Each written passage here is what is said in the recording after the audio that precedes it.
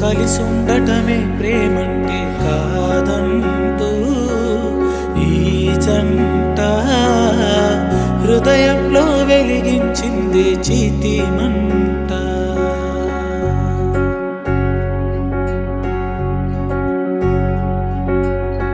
కడదాకా కలిసుండటమే బ్రతుకంటే కాదంటూ కథగా జీవిస్తామన్నది ఈ జంట.